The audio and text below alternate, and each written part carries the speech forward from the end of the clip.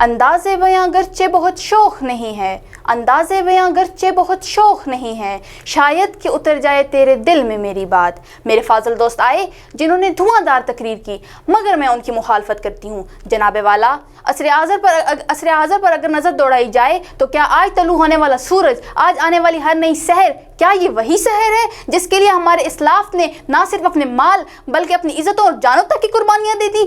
نہیں جناب والا، نہیں۔ یہ داغ اجالا، یہ شب گزیدہ سحر، یہ داغ اجالا، یہ شب گزیدہ سحر، وہ انتظار تھا جس کا، یہ وہ سحر نہیں، یہ وہ سحر نہیں ہے جس کے لیے ہمارے عظیم لیڈر قائد اعظم محمد علی جناح نے تگ و دو کی تھی۔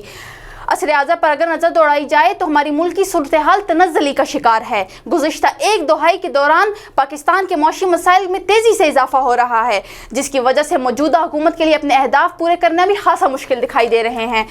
وہ جو کہتے تھے بیابانوں کو سنواریں گے ہم، وہ جو کہتے تھے بیابانوں کو سنواریں گے ہم، ان سے پوچھو کہ اجاڑے یہ گلستان کس نے۔ ایک طرف تو موجودہ حکمران یہ دعویٰ کرتے دکھائی دیتے ہیں کہ پاکستان کی معیشت اس سال تیز شرح سے ترقی کرے گی، مگر دوسری طرف پاکستان کی 30% دیہی آبادی غربت کی کھائی میں گر چکی ہے۔ کیا بڑھتی ہوئی مہنگائی تھم پائے گی موجودہ حکومت کی جانب سے لیے جانے والے قرضے اور غیر ملکی امداد کے حصول کے بعد؟ کیا واقعی پاکستان ترقی کی طرف جا پائے گا؟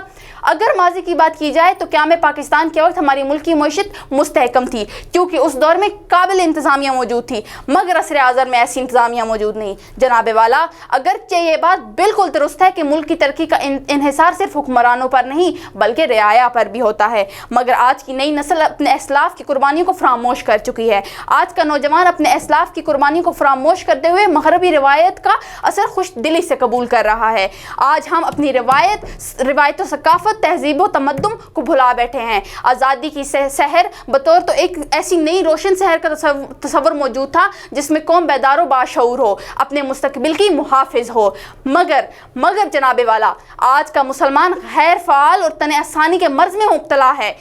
ہر کوئی مست میں ذوق تن آسانی ہے، ہر کوئی مست میں ذوق تن آسانی ہے۔ تم مسلمان ہو، یہ انداز مسلمانی ہے؟ جناب والا، تاریکی ہوتی ہے اور تاریکی کی قسمت میں مٹ جانا روز اول سے تحریر کر دیا گیا ہے۔ میں مانتی ہوں ہر طرف آج فتنے اور فساد برپا ہیں، ہر طرف دھواں اور بارود ہے، ہر طرف تخریب کاری ہے، مگر اس نئی شہر کو روشن شہر بنانے کے لیے ایک بار پھر سے سب کو متحد ہونا پڑے گا۔ ہاتھ پر ہاتھ دھرے رہنے سے، اپنی قسمت پر رونے سے ایک نئی روشن شہر کبھی بھی طلوع نہیں ہو سکتی۔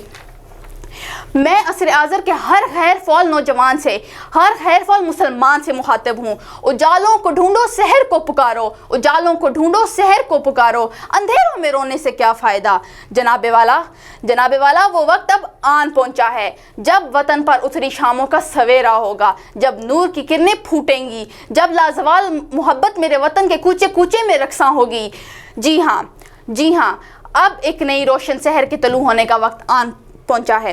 وہی جہاں ہے تیرا جس کو تو کرے پیدا، وہی جہاں ہے تیرا جس کو تو کرے پیدا، یہ سنگ و خش نہیں جو تیری نگاہ میں ہے۔